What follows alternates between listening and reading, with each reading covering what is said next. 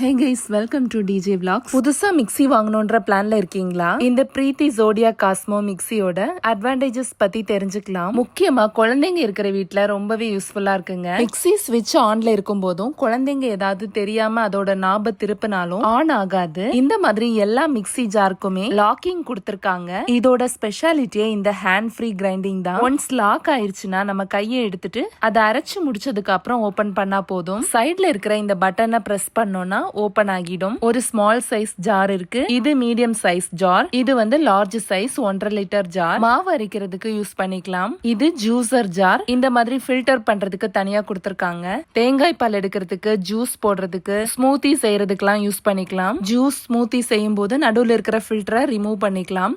இதுக்குமே லாக் கொடுத்திருக்காங்க.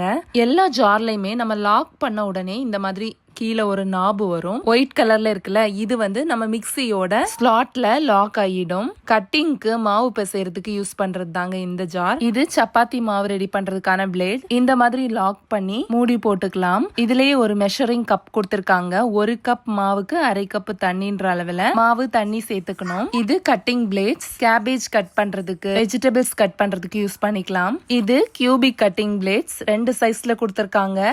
கியூப்ஸா கட் பண்றதுக்கு இது யூஸ் பண்ணிக்கலாம். உருளைக்கிழங்குலாம் கட் பண்றதுக்கு. சோ இந்த கியூபிக் பிளேட உள்ள வச்சுட்டு மேல இந்த மாதிரி பிளேடு யூஸ் பண்ணி மூடி போட்டுக்கலாம். லாஸ்டா கட் பண்ணி முடிச்சதுக்கு அப்புறம் பிளேட்ல இருக்கக்கூடிய வெஜிடபிள்ஸ இது வச்சு பிரஸ் பண்ணி உள்ள விட்டுக்கலாம். அப்புறமா இந்த மாதிரி ஒரு ஃப்ரேம் கொடுத்திருக்காங்க. இதுல 2 பிளேட்ஸ் யூஸ் பண்றதுக்கான ஆப்ஷன்ஸ் இருக்கு. இந்த பிளேட் யூஸ் பண்ணி கேரட், பீட்ரூட் இந்த மாதிரி துருகிறதுக்கு யூஸ் பண்ணிக்கலாம். இது ஸ்லைசிங் பிளேட். வெங்காயம், தக்காளி எல்லாமே ரொம்ப தின்னா ஸ்லைஸ் பண்றதுக்கு யூஸ் பண்ணிக்கலாம். இந்த மாதிரி ஈஸியா மாட்டி ரிமூவ் பண்ற மாதிரி தான் இருக்கும். இது சாத்துக்குடி, ஆரஞ்சு அந்த மாதிரி ஃப்ரூட்ஸ் ஜூஸ் பண்றதுக்கான ஜார். இந்த ஜார் யூஸ் பண்ணும்போது லிட் எல்லாம் போட தேவையில்ல. ரொம்ப ஸ்பீடா இருக்கும்னு பயப்படவும் தேவையில்லை. மினிமல் ஸ்பீடே கொடுத்திருக்காங்க. இப்போ இந்த பிளேட்ஸ் எல்லாம் யூஸ் பண்ணி எப்படி கட் பண்றதுன்றத பார்க்கலாம். சின்ன வெங்காயத்தை இவ்ளோ தின்னா நம்ம கத்தியில கட் பண்ணவே முடியாதுங்க. வீட்ல நிறைய பேருக்கு சமைக்கிறீங்க அப்படின்னா இந்த மிக்சர் கிரைண்டர் ரொம்பவே யூஸ்ஃபுல்லா இருக்கும். கட்டிங்க்கும் சரி, சப்பாத்தி மாவு பிசைறதுக்கும் சரி. வீட்ல குழந்தைங்க இருந்தாங்கன்னா தெரியாம மிக்ஸி ஆன் பண்ணிருவாங்களேன்ற பயம் கூட வேணாம். கொஞ்சமான வெஜிடபிள்ஸ் கூட இந்த மாதிரி கட் பண்ணிக்கலாம். கீரையை இவ்வளவு குட்டி குட்டியா கட் பண்ண முடியுமானா ரொம்பவே ஆச்சரியமா இருந்ததுங்க.